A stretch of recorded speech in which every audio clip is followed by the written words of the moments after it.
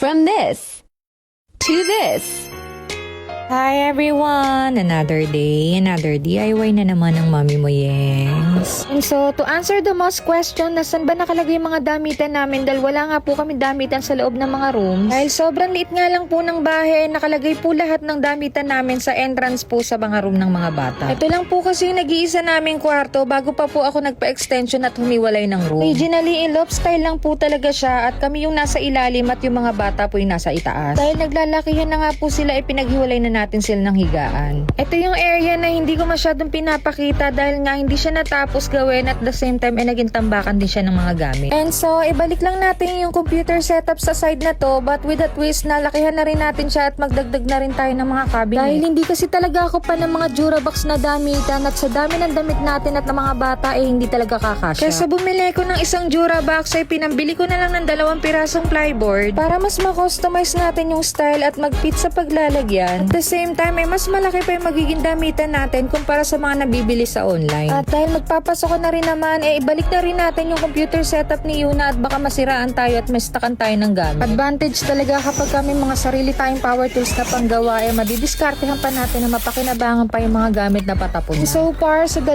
pirasong plyboard ay nakagawa tayo ng malaking wardrobe. Then, nag-add lang ako ng Shurax sa side na to gamit yung mga scrap kong plywood. And so, dahil nagtipid nga tayo sa materyales at hindi tayo naglagay ng likuran, that's why kailangan natin takpan ng wall pati yung mga siwang para hindi tayo maisahan ng mga insekto. At ito yung pinaka-importante sa woodworking. Sa mga fresh wood, importante yung lagyan nyo muna ng panlason para hindi anayan at tumagal pa yung mga gamit natin. At number 1 on my list, wood primer po ng Davis Paint. Take note na pang fresh wood lang po ito at hindi po siya kakapit sa may pintura na nakahoy. Compare sa mga nabibiling panlason ng kahoy na sobrang tapang ng amoy at the same time kailangan mo pang mag-top coat ng primer. But this Davis Paint, habang nagpapahid ka ng primer, nalalasan mo na din yung wood mo ng isang pahidan lang. Less time at energy at hindi pa masakit sa ilong. Also, hindi pa rin kasi finish yung wall dito, kaya tinakpak ko na lang siya ng mga tira-tira kong wall panel. And to finalize, Mega Acryl in a shade of cool white. Ang lakas makasosyal ng color nito para sa mga ayaw ng plain white na sobrang liwan. And then, pininturahan ko lang ng color pink yung pinaka-background ng computer since kayo na naman to para magtuloy din sa wall accent ng room ni Yun. And that's it.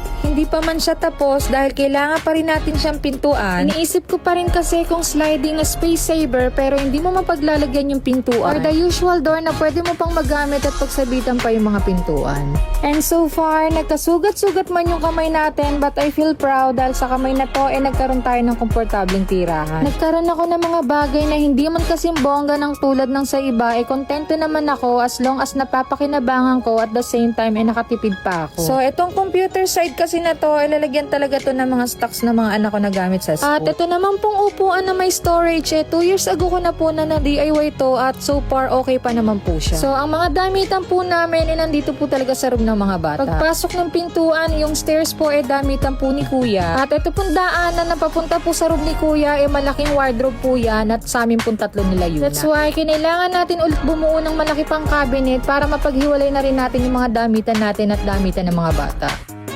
So, after kong mapintuan to, baka gawin kong pet condo to para maging masaya yung mga tiyanak kong anak. Dahil ang dami ko ng pusa, tumatawid sila dyan. Gusto nila rito sa room ng mga bata dahil ang dami nilang akyatan.